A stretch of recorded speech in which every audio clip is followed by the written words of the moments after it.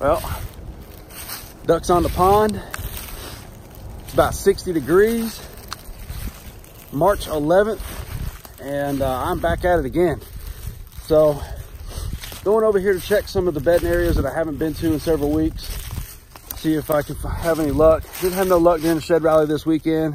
Weather played a big part of that, but headed out here and gonna see what I can find. Biggest thing about weather when it's 60 degrees, man, the wood starts smelling like spring, and I love it. The only thing I don't love, snakes. I don't like snakes. I actually hate snakes. And when it's 60 degrees out, you're liable to run across a couple snakes. So let's hope I don't find any of those, and I do find some sheds. Hang in there, it should be a good episode. All right, guys, so I know it's really hard on video to see how deep that is, but that's a trophy rock mineral site that I put in last spring, and they have just tore it up all winter. Even when the ground was frozen, that area wouldn't be, and they would just paw at it and dig it up and eat that mineral. So haven't been over here in several weeks. I was really hoping that I'd come on this side and find a shed or two laying right around either this mineral site or the feeder that's back over that way. So just walked up on it. I'm gonna really comb this area and check some of the fence crossings and stuff like that, but unfortunately there wasn't one just laying here like I was anticipating. So what's up, y'all? It's Drew here with you, getting ready to go out here to one of my favorite spots that I hunt and do some shed hunting. Gonna start, we've got about a 20-acre cornfield back here, and I'm gonna walk the perimeter of it first, and then get to the high point and kind of look down the rows and see if there's anything. And then I've got a couple of alfalfa fields that are starting to come in already, and I'm gonna go check those and just kind of get an idea of where the deer are traveling in those fields first and foremost, and hopefully we can get on some sheds today. So y'all stay tuned. So before I go and check the cornfields, I'm actually gonna come back to a place that I've not hunted in years. I actually shot my third buck out of this little shooting house right here. So I love this lane. It's got a fence on either side of it, and then there's a creek that you can see that runs down at the bottom of this hill. And right there at that flat down there, they just funnel in that like crazy. So anyways, more than anything, I just wanted to come back here and check it out, because I've not been back here to hunt this in a couple years, but everything still looks good, and the old shooting house is still standing. So I didn't, excuse me, I didn't have my phone out and ready in time, but last week, when I was out scouting in the woods and hunting, shed hunting in the woods, I made a video of 3 or 4 deer that got bumped by the cattle. And I've made my way kind of to the back side of where that's at. And I saw them on that same exact ridge. I'm sure it was the same 3 or 4. Got up and kind of panned around the edge of the woods. So I'm telling you, every time I come down in this area, it doesn't matter what time of the year, what time of the day, there are always deer back here running around. So I walked a large part of the perimeter of this cornfield. Now I'm going to cut up, not through the direct center, but there were some heavy trails that were leading to this row right here. So I'm going to walk it and get to the other side, and then hang a right and get the rest of the perimeter of the field that I haven't checked yet. So just hanging out in the corn, everything's starting to look the same. Might go crazy before I get out of here.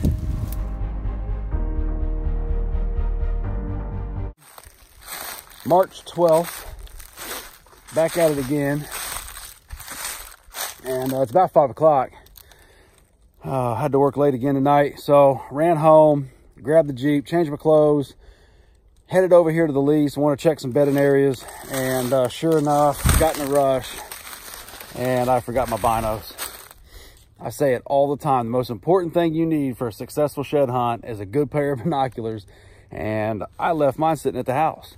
So the ironic part is, man, I got this nice new Vortex hat that they sent me, and I left the binoculars at the house. So gonna get over here. It's about a 2-mile hike down into this holler and then up into this bedding area. So I just got done checking this one. Haven't had no luck. See some good sign, good rubs and whatnot, but haven't found any antlers. So hopefully we get down in this holler and on this heavy trail or up in this other bedding area and we'll have some luck. So stay tuned. All right, we're over here to the food plot, and as you can see, it's mowed down pretty good. I will say we didn't have the success that I anticipated having out of this year. I really think I messed up because I put that barrier, as you can see in the back there, almost like a plot screen. And these deer, hold on, let me flip this around. These deer have always come out of here, out of this bedding, and skirted the edges of this field, primarily this edge. But as you can see, especially back when that was high, I think that kept them from being able to see when they popped the top of this hill and seeing out into the entire field over there. So it actually forced them to stay down in those woods and come up at the end and cross over, transition into the other bedding on the other side. So I think the food plot was a good idea and the location was a good idea, but the plot screen, in order for us to get in and out without getting busted, I think that actually deterred the bucks from cruising this wood line like they normally did. So a lot of good activity out here. They finally have gotten this all mowed down. See a lot of buck prints. I was for sure that I would at least find some good drops, some good sheds in or around this food plot, just for the simple fact that it's the only real green source of food anywhere around here. I mean, there's no ag fields anywhere out here. I mean, within, shoot, 5-10 miles of where I'm standing. So I'm gonna get down in here into this bedding and see if I might got lucky and find something down here. I do know, with as much activity as I'm seeing out on this plot right now, that those bucks like to bed close to that food. So you can get down in here, check some bedding, and then cross the creek and up into a cedar thicket and check that side over there before the night's over. So keep hanging in there. Should be successful. Hopefully, fingers crossed. Stay tuned. What comes down must go up. Man, I get myself into the craziest stuff. Here we go.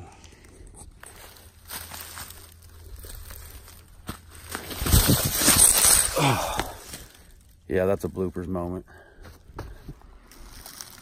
Fresh, kind of worn down buck trail. Tell it's a buck trail because there's a buck print in it, sliding down this hill.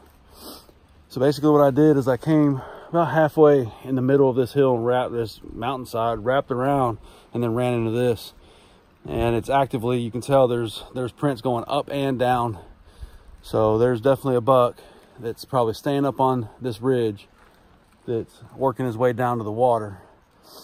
So now I'm in a dilemma. Do I go up and check probably where he's bedding at right now, or do I go all the way down? So unfortunately, I need to go down there and check this creek crossing. So I'm gonna make my way down. Maybe I'll have some luck, and then I'm gonna make my way back up this solid trail and get into hopefully some good bedding. So keep hanging in there. Made it all the way down, and you can see all these, obstacles they're having to jump, but look how heavy that trail is. And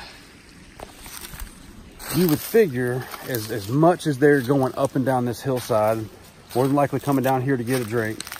I mean, there's old rubs, fresh rubs, obstacles they're having to jump over, slipping and sliding up and down this hillside, that they would drop an antler somewhere in this proximity of this trail or going across that creek bottom.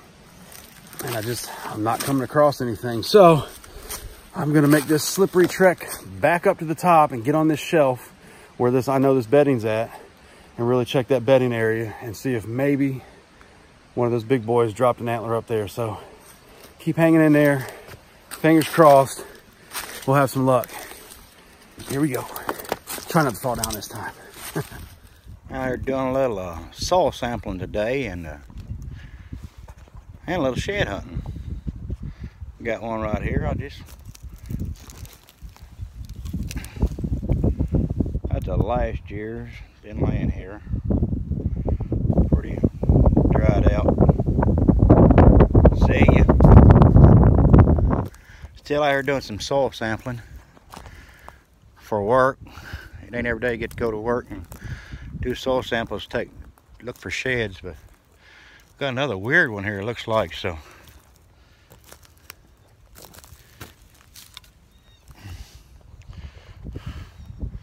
how weird is that?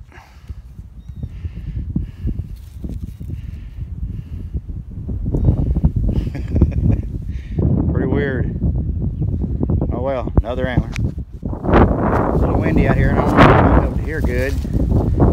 I just left work and stopped at a spot I always hunt at, shed hunt, and I see one here. It'd be better if I wouldn't drop my phone.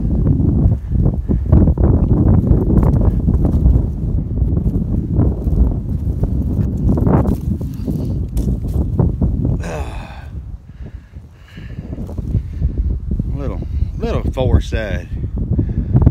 Alright, get back at you. So just getting up into this bedding. Found 2 beds already. And I've seen this. I mean, it's not fresh, but it's not real old either. So, I mean, you're probably about 12 inches away from where the rub is on this smaller tree.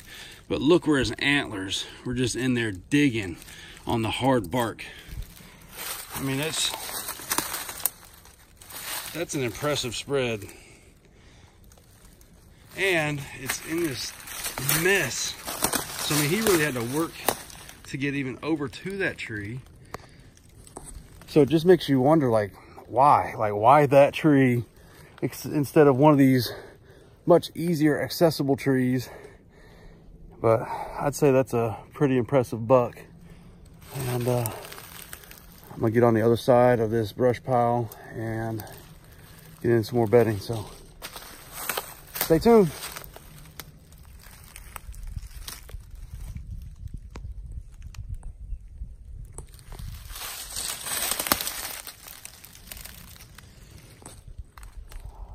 All right, so I'm standing in one of the beds. Probably can't see that, but you can see fresh rub. That one over there is really fresh. Older rub right down here, older rub right there. So again, good little den, buck nest, whatever you want to call it, of, you know, just an example of an area that a buck is using year over year for bedding. So, finding all the sign in the world, just not finding any sheds. All right, this one's gonna be really hard to show, but right in there's a buck bed. You can see where he lays here, back. That branch right there is rubbed on. Then coming out, back out into the open. Now it's not fresh, but rubbed there. And then going down the hill. Now that one is fresh. Let me get back. Perfect example of what you're looking for, especially in the hardwoods like where I'm at. Nice, pretty level area, considering all that is straight down. Bed, rub sign, and refresh sign. I mean, these are the areas I get really, really excited about. Man, I'm just not having any luck out here at this lease, finding any sheds. And of course, I took all my cameras down because the jackleg neighbors want to come in and steal stuff. So I don't really have any intel to tell me if the bucks here are still holding or not. But based on that right there, that's not all too terribly old. Scraping's all there. That would be an indication that the bucks still have their antlers on their head. So exciting spots. Just not finding any sheds. All right, coming back up from this bottom. So I covered that whole hillside, the cedar thicket over there, bedding. I covered, you can't probably tell here, but all the bedding that's over here. I'm getting ready to walk back up into the food plot. And still got probably about